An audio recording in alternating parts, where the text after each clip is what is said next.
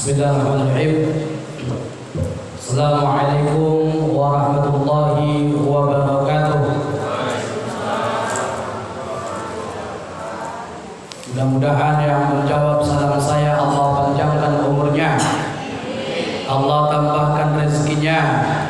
Yang belum naik haji segera naik haji, amin ya rabbal alamin. Bapak Ibu yang dimuliakan Allah, bersyukur kepada Allah dengan mengucapkan alhamdulillah, salawat kepada Rasulullah dengan mengucapkan Allahumma salli ala sayyidina wa ala ali sayyidina. Bapak Ibu yang dimuliakan Allah, pada malam ini bertepatan tanggal 24 apa nih Bu? Februari, bertepatan tanggal 3 Sya'ban, berarti sudah berada di bulan Sya'ban. Seorang ulama bernama Sayyid Muhammad Alawi Al-Maliki Al-Hasan Al-Makki dalam kitabnya Mazhab Sya'ban bahwa wa min mazaya fi syahri Sya'ban, di antara keutamaan bulan Sya'ban annahu syahrul ladzi, bahwasanya bulan yang nuzilat fihi ayat, turunnya ayat salatu wassalam yang menjelaskan bahwa Allah bersolawat kepada Nabi Muhammad sallallahu alaihi wasallam pada surah Al-Ahzab ayat 56, innallaha wa malaikatahu yusalluna 'alan nabi ya ayyuhalladzina amanu sallu alaihi wasallim. Sesungguhnya Allah dan para malaikatnya berselawat kepada Nabi Muhammad sallallahu alaihi. Hai sekalian manusia, kata Allah, maka selawatlah kamu kepada Nabi. Sallu ala Nabi Muhammad sallallahu Muhammad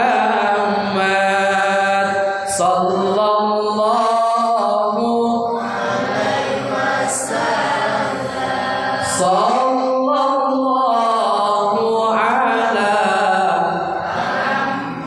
sallallahu alaihi wasallam. Ya Nabi salam, ya Rasul salam alaika, ya Habib salam salawatullah. Allahumma salli ala sayyidina. Bapak Ibu yang dimuliakan Allah yang terhormat, Bapak pengurus mushola kita, mudah-mudahan Allah panjangkan umurnya, Allah tambahkan rezekinya, setiap langkahnya Allah lindungi. Kita semua yang hadir pada malam ini mudah-mudahan dimuliakan Allah Subhanahu. Tak lupa salam takzim saya kepada senior saya, guru saya, Ustadz Jaiz. Beliau ini merupakan senior saya di P2 Amandau. Beliau kemarin sedang sakit, tapi alhamdulillah nampaknya sudah sehat. Mudah-mudahan Allah sehatkan terus, Allah berikan keberkahan dalam hidupnya, amin ya rabbal alamin. Bapak Ibu yang dimuliakan Allah, sebelum kita lanjut kepada kajian Isra Mi'raj, terlebih dahulu saya mohon izin, nanti Isya saya tidak di sini karena saya nanti akan mengisi Isra Mi'raj di Masjid As-Salam depan Polsek Mandau. Maka Bapak Ibu saya izin nanti Isya tidak di sini. Saya nanti Isya akan berada di Masjid As-Salam depan Polsek Mandau.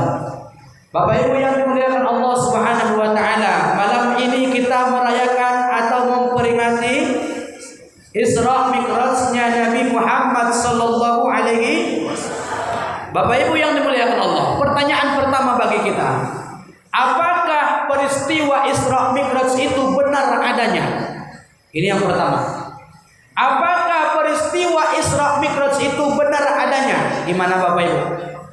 Benar apa enggak Bapak Ibu? Dibuktikan Allah pada surah Al-Isra yang dibacakan oleh Ustadz Jaiz tadi. Subhanalladzi asra bi 'abdihi lailan minal masjidil haram ilal masjidil Maha suci Allah yang memperjalankan hambanya dari Masjid Haram menuju Masjidil Syekh Abdurrahman bin Nasir As-Sa'di. Beliau jelaskan dalam tafsirnya, Tafsir Taisirur Rahman, setiap ayat Quran yang awalnya kalimat subhana, Bapak Ibu, setiap ayat Quran yang awalnya kalimat subhana, maka ayat itu menjelaskan tentang peristiwa besar. Maka kalimat subhana pada ayat ini menjelaskan tentang Isra Mi'rajnya Rasulullah sallallahu alaihi wasallam. Bapak Ibu yang dimuliakan Allah, Syekh Mutawalli Asy-Sya'rawi dalam kitabnya Fatwa Al-Kubra, bahwa siapa saja yang tidak percaya dengan surah Al-Isra ayat 1, tidak percaya dengan peristiwa Isra Mi'raj, maka tergolong kepada orang kafir. Maka Bapak Ibu, jangan tidak percaya, harus percaya dengan peristiwa Isra Mi'raj. Syekh Mutawalli Asy-Sya'rawi dijelaskannya, siapa saja yang tidak percaya dengan peristiwa Isra Mi'raj, tidak percaya dengan surah Al-Isra ayat 1, maka tergolong kepada orang kafir. Mana buktinya? Surah Al-Baqarah, apa kata Allah? Apa tu'minuna bi ba'dil kitab?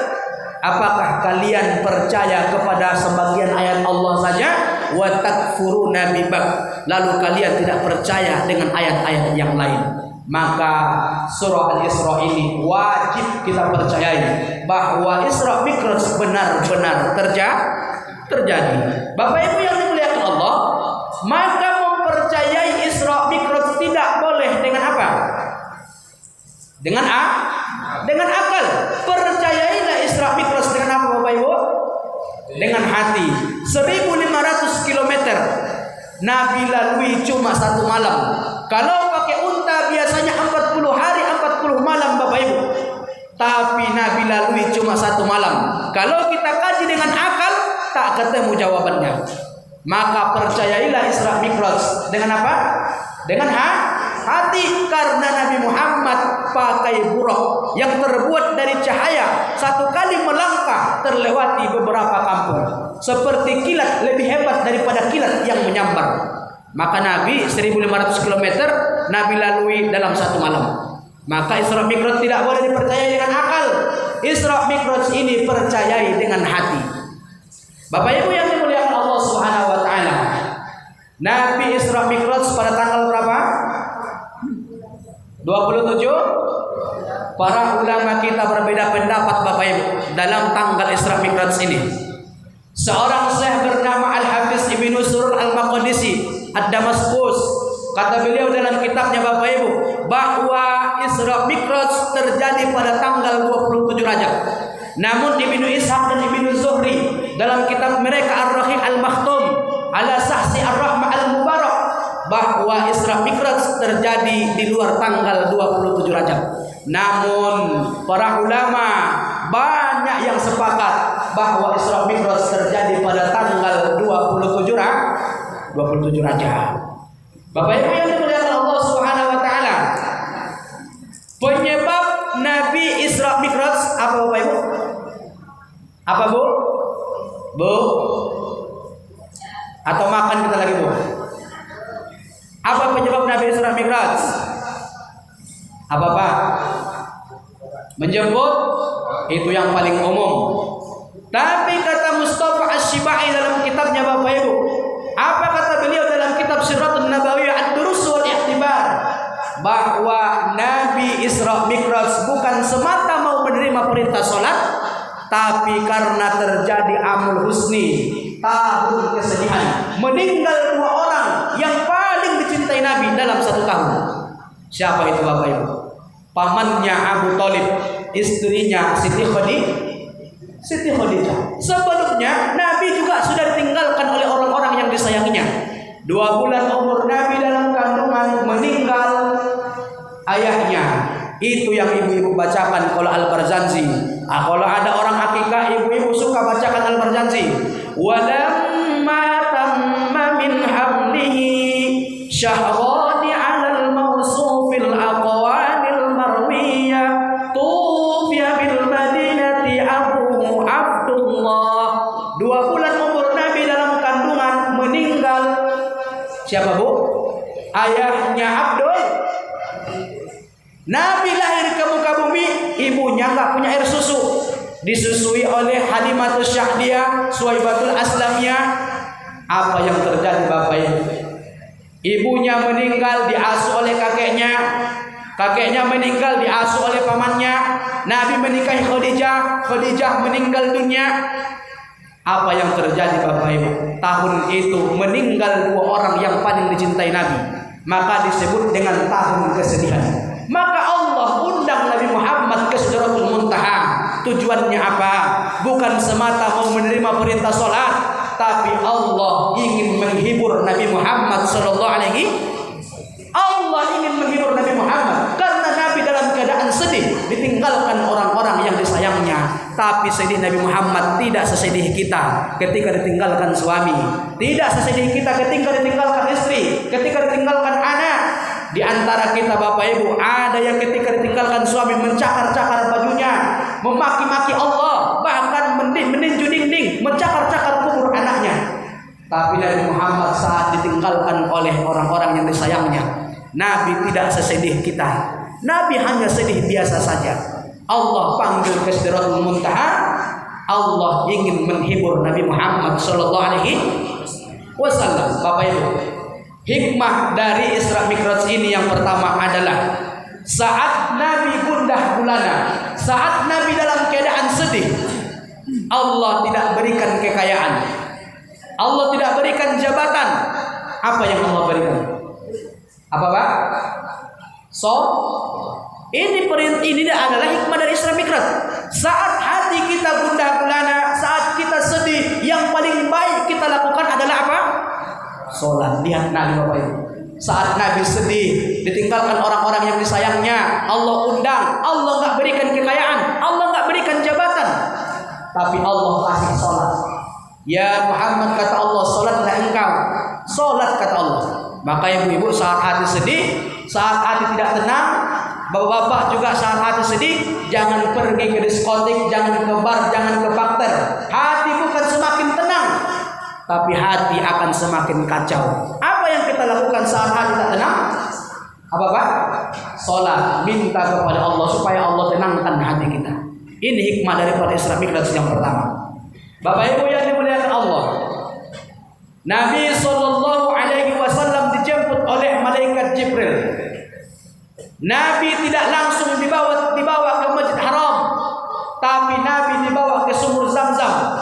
Dibelah dada Nabi Muhammad, dicuci dada Nabi Muhammad dengan air Zam-Zam Bapak Ibu. Sebelumnya waktu Nabi umur 4 tahun, saat Halimah menyusui Nabi, tiba-tiba 2 malaikat datang menghampiri Nabi Muhammad. Mereka bawa Nabi Muhammad SAW ke sumur Zam-Zam. Mereka belah dada Nabi, mereka cuci dada Nabi dengan air Zam-Zam tadi. Makanya Nabi ini dijaga Allah dari perbuatan-perbuatan buruk. Hati Nabi dicuci Allah. Allah yang langsung menjaga Nabi Muhammad SAW.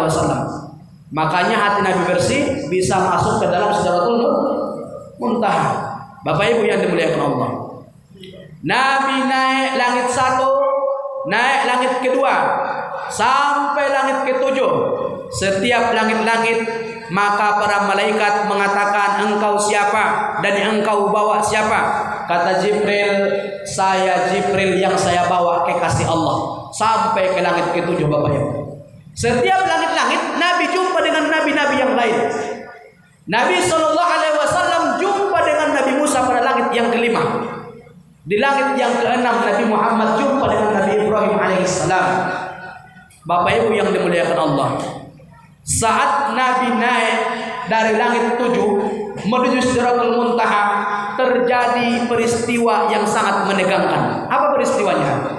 Seorang syekh bernama Ibnu Hajar Al-Haytami dalam kitabnya Nurul Mamdud, Salawat wassalam ala Sayyid al-Maqam al-Mahmud, kata beliau Bapak Ibu yang dimuliakan Allah, malaikat menunggu kedatangan Nabi Muhammad. Mereka salawat bergemuruh kepada Nabi Muhammad. Tapi kata Syekh Ibnu Hajar Al-Haytami, ada satu malaikat, dia tidak salawat kepada Nabi, dia tidak menunggu kedatangan Nabi. Bapak Ibu tahu Allah apakan malaikat yang satu itu? Allah patahkan sayapnya. Saking mulianya Rasulullah sallallahu alaihi wasallam. Nabi mendekat ke pintu Sidratul Muntaha, Jibril mendatangi Nabi Muhammad. Kata Muhammad Nasiruddin As-Samarqandi dalam kitabnya Tanbihul Ghafilin, Jibril mengutarakan unek-uneknya kepada Nabi Muhammad. Apa kata Jibril? Ya Rasulullah, saya ini tidak bisa lagi menemanimu melanjutkan perjalanan ini. Kata Nabi Muhammad, ya Jibril, adakah seorang sahabat sejati yang rela meninggalkan sahabatnya berjalan sendiri? Adakah seorang kekasih sejati yang berani membiarkan sahabatnya berjalan sendiri? Apa kata Jibril? Ya Rasulullah, andaikan aku boleh masuk ke dalam Sidratul Muntaha, aku ingin sekali masuk ke dalamnya. Tapi ketika satu langkah kulangkahkan, batang tubuhku akan terbakar. Kenapa Bapak? Karena cahaya Allah itu luar biasa. Ketika Jibril dekat dengan Allah, maka Jibril terbakar. Itu hebatnya cahaya Allah. Pak Ustadz buat-buat, tidak. Lihat surah An-Nur Bapak Ibu. Nur ala nur, cahaya Allah di atas cahaya. Allahu nurus samawati wal ard. Cahaya Allah itu cahaya langit dan bumi. Kamiskatun fi amisbah. Cahaya Allah lebih terang daripada cahaya lampu. Bapak Ibu tak percaya, ambil lampu, taruh di depan mata 2 jam. Jangan berkedip Bapak Ibu. Kira-kira mata kita gimana? Sakit. Apalagi cahaya Allah Subhanahu. Ketika Jibril dekat kepada Allah, terbakar Jibril. Maka Jibril enggak boleh masuk ke dalam Sidratul Muntaha. Kata Abu Hamid Muhammad bin Muhammad Al-Ghazali Bapak Ibu dalam kitabnya Haywal Walad. Juga Abu Zakaria yang disorot An-Nawawi Ad-Damsyik dalam kitabnya Al-Khasaisul Muhammadiyah. Sayyid Muhammad Alawi Al-Maliki Al-Hasan Al-Baqi dalam kitabnya Nurul Muhammadiyah. Apa kata mereka Bapak Ibu? Kami bingung. Mereka ungkapkan dalam kitab mereka masing-masing. Kami heran. Kenapa Jibril sebagai rajanya para malaikat tidak boleh masuk ke dalam Sidratul Muntaha, tapi Nabi Muhammad bisa masuk? Kurang mulia apalagi Rasulullah sallallahu alaihi. Dan yang paling kami bingungkan, kata ulama yang 3 ini, malaikat Jibril sebagai raja para malaikat tidak boleh masuk ke dalam Sidratul Muntaha, tapi sandal Nabi Muhammad bisa masuk.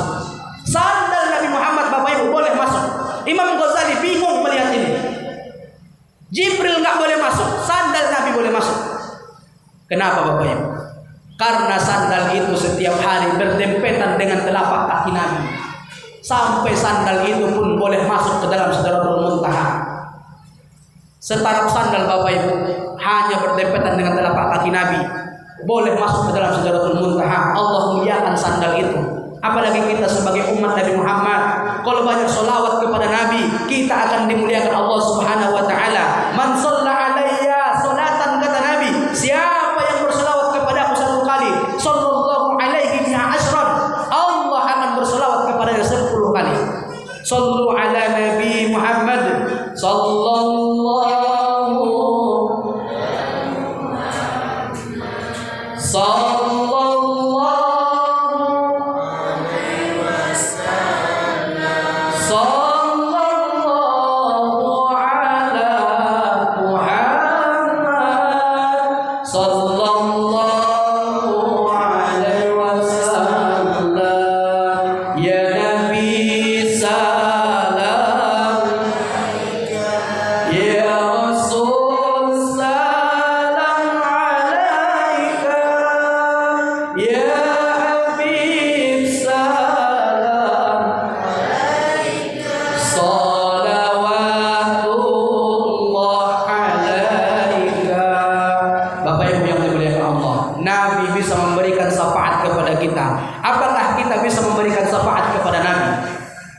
bisa Bapak Ibu? Tidak bisa. Kurang mulia apalagi Rasulullah sallallahu alaihi wasallam. Bapak Ibu yang dimuliakan Allah. Suatu ketika Syekh Ad-Diba bercerita dalam kitabnya, Kitab Ad-Diba Bapak Ibu, yang menciptakan sholawat Ad-Diba. Kata beliau, suatu ketika kami berjalan menuju kota Makkah. Syekh Ad-Diba Bapak Ibu suatu ketika berjalan menuju kota Makkah dengan murid-muridnya. Di pertengahan jalan tiba-tiba ada seorang anak menerobos ke tengah-tengah mereka. Kata anak tersebut, "Ya Syekh, apakah aku boleh ikut dengan kalian ziarah Tujuanmu apa? Kata Syekh Ad-Dibah. Aku rindu kepada Rasulullah. Anak umur 8 tahun Bapak Ibu. Anak umur 8 tahun rindu kepada Rasulullah sallallahu alaihi wasallam. Dalam benaat Syekh Ad-Dibah, anak ini akan jadi beban bagi kami. Kata Syekh Ad-Dibah, engkau akan jadi beban bagi kami. Tinggallah engkau di sini. Tiba-tiba Bapak Ibu, anak umur 8 tahun ini masuk ke dalam petinya Syekh Ad-Dibah, saking rindunya kepada Rasulullah sallallahu alaihi wasallam. Mereka berjalan selama 2 minggu melewati padang pasir Bapak Ibu. Ketika sampai di kota Makkah, tiba-tiba keluar anak tersebut dari petinya Syekh Ad-Dibah. Apa kata Syekh Ad-Dibah? Kenapa engkau berada di sini? Bukankah engkau tidak kuperbolehkan ikut? Apa jawab anak itu? Ya Syekh, karena cintaku kepada Rasulullah, karena rinduku kepada Rasulullah, aku masuk ke dalam petimu ya Syekh. Apa kata Syekh Ad-Dibah? Saya tidak heran engkau masuk ke dalam petiku. Yang saya bingungkan yang pertama, bagaimana engkau makan selama 2 minggu ini? Apa kata anak itu? Ya Syekh, karena rinduku kepada Rasulullah, aku tidak lapar ya Syekh. Pertanyaan kedua kata Syekh, aku tidak heran engkau masuk ke dalam petiku karena tubuhmu kecil. Tapi yang kuherankan, kenapa anak umur 8 tahun seperti engkau ini cintamu mendalam kepada Rasulullah? Menangis Syekh Ad-Dibah. Apakah aku seorang imam, seorang ulama, seorang syekh, cintaku lebih dalam dibandingkan cintamu kepada Rasulullah sallallahu alaihi wasallam? Turun anak tersebut Bapak Ibu dari petinya Syekh Ad-Dibah. Dia lihat ada cetakan kaki. Dia cium cetakan kaki itu. Apa kata dia? Ya Syekh, apakah ini cetakan kaki Nabi Muhammad sallallahu alaihi wasallam? Kata Syekh Ad-Dibah, benar. Anak tersebut dalam satu riwayat, setelah dia cium cetakan telapak kaki Nabi, meninggal dunia Bapak Ibu, saking rindunya kepada Rasulullah sallallahu alaihi wasallam. Di riwayat yang lain dijelaskan, anak tersebut lanjut ke kota Madinah, ziarah ke makam Nabi. Di pertengahan dia ziarah ke makam Nabi, pecah jantungnya Bapak Ibu, meninggal dekat makam Nabi Muhammad sallallahu alaihi wasallam. Dimakamkan anak tersebut di perbatasan kota Madinah dengan kota-kota yang lain. Suatu ketika Syekh Ad-Dibah rindu kepada anak tersebut. Dia ziarah ke makam anak tersebut. Ternyata makam itu sudah berjalan ke dekat makamnya Nabi Muhammad sallallahu alaihi wasallam. Maka disebut saat ini dengan makam berjalan. Ibu-ibu nanti kalau pergi umrah, kalau pergi haji, cari di mana makam berjalan. Nanti akan ditunjukkan oleh orang-orang Makkah, orang-orang Madinah. Di mana makam berjalan, pasti mereka tunjukkan ini. Ceritanya anak sedang rindu kepada Nabi. Dia ziarah ke makam Nabi, pecah jantungnya di dekat makam Nabi Muhammad sallallahu alaihi wasallam. Maka Bapak Ibu, sandal saja hanya berdempetan dengan telapak kaki Nabi dimuliakan Allah Subhanahu wa taala. Apalagi kita kalau banyak sholawat kepada Nabi, kita akan dimuliakan Allah Subhanahu wa taala. Bapak Ibu yang dimuliakan Allah Subhanahu wa taala, Nabi masuk ke dalam Sidratul Muntaha. Apa kata Nabi Muhammad sallallahu alaihi wasallam? At-tahiyatul mubarakah salawat thayyibah lillah. At-tahiyatul segala penghormatan, mubarakatus segala keberkahan, shalawatut segala doa, thayyibatus segala kebaikan, lillah, hanya untuk Allah kata Nabi. Dijawab sama Allah, salamu alaika ayyuhan nabi. Dijawab lagi sama kami, salamu alaina wa ala ibadillahis. Percakapan itu dibuat menjadi bacaan dalam salat. Apakah ada nabi-nabi ketika bercakap-cakap dengan Allah, percakapannya dibuat jadi bacaan salat? Tidak ada. Hanya percakapan Nabi dengan Allah yang dibuat menjadi bacaan dalam salat. Kurang mulia apalagi Rasulullah sallallahu alaihi wasallam. Sallu ala Nabi Muhammad sallallahu ala sallallahu alaihi wasallam. Sallallahu ala sallallahu alaihi wasallam. Ya Nabi salam alaika.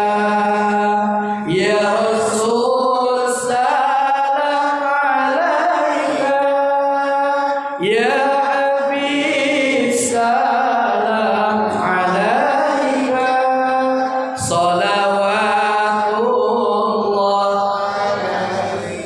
Allahumma salli ala sayyidina Muhammadin tibbil qulubi wa dawaiha wa afiyatil abdani wa shifaiha wa nuril absari wa diyaiha wa ala alihi wa sahbihi. Allahumma salli ala sayyidina. Bapak Ibu yang dimuliakan Allah, Nabi diberikan perintah saat Nabi hati gundah gulana, saat bersedih, Allah tidak berikan jabatan, Allah tidak berikan kekayaan. Yang Allah berikan adalah salat, Bapak Ibu. Maka saat hati kita sedih, saat hati kita sedang tidak tenang, maka yang perlu kita lakukan adalah salat. Surah Al-Baqarah, wasta'inu bis-sabri was-salat. Jadikan sebagai penolong bagimu adalah sabar dan salat. Maka salat itu sebagai penolong untuk menenangkan hati kita. Bapak Ibu yang dimuliakan Allah Subhanahu wa taala. Habis Isya kan? Bapak Ibu yang dimuliakan Allah, kita lanjutkan saya sedikit lagi karena saya memang tidak salat Isya di sini. Bapak Ibu yang dimuliakan Allah, perintah puasa Nabi terima di dunia. Perintah zakat Nabi terima di dunia. Perintah-perintah yang lain Nabi terima di dunia. Tapi kalau perintah sholat Nabi terima di mana? Di Sidratul Muntaha. Itu menunjukkan bahwa amal paling tinggi dalam Islam adalah amal sholat. Awal ma yuhasabu yaumal qiyamatis sholat. Yang mula-mula Allah hitung amal manusia nanti di akhirat adalah amal sholat. Fa iza sholahat sairu amalu. Apabila baik amal sholat, maka baiklah amal-amal yang lainnya. Wa iza fasadat sairu amalu. Apabila buruk amal sholat, maka buruklah amal-amal yang lainnya. Maka Bapak Ibu, sholatnya jangan lalai karena menonton film Nakusa atau film Anupama di siaran ANTV. Akhirnya satu iklan lagi. Nanti sudah satu iklan lagi. Sudah 5 menit lagi mau habis waktu, baru dia lakukan sholat asyar. Maka sholatnya lalai, Bapak Ibu. Sholatnya lalai. Imam Ghazali jelaskan dalam kitabnya Aywal Walad bahwa orang yang sholatnya lalai, menunggu terus, sebentar lagi. Apa kata Imam Ghazali, Bapak Ibu? Sholat itu akan naik nanti di akhirat. Kalau sholatnya lalai, berwarna hitam pekat, maka sholat itu akan berkata, ya Allah, ya wahai manusia, akulah sholatmu yang engkau lalaikan. Aku akan melalaikanmu di sini sebagaimana engkau lalaikan aku dulu waktu di dunia. Tapi kalau sholat kita, Bapak Ibu, tepat waktu, maka kata sholat kita datang berwarna putih. Akulah sholat yang engkau jaga. Aku akan menjagamu sebagaimana engkau jaga aku dulu waktu di dunia. Maka Bapak Ibu, jangan lalai sholat, karena Nabi sudah ambil perintah sholat. Nabi lelah, taruhannya nyawa, dia jemput perintah sholat sebagai rasa terima kasih dan syukur kita kepada Allah dan Nabi Muhammad. Kita jangan meninggalkan perintah sholat. Bapak Ibu yang dimuliakan Allah, karena waktu sudah masuk, sedikit saja mungkin mudah-mudahan bermanfaat bagi kita semua. Yang dapat saya sampaikan, kurang lebih saya minta maaf. Assalamualaikum warahmatullahi wabarakatuh.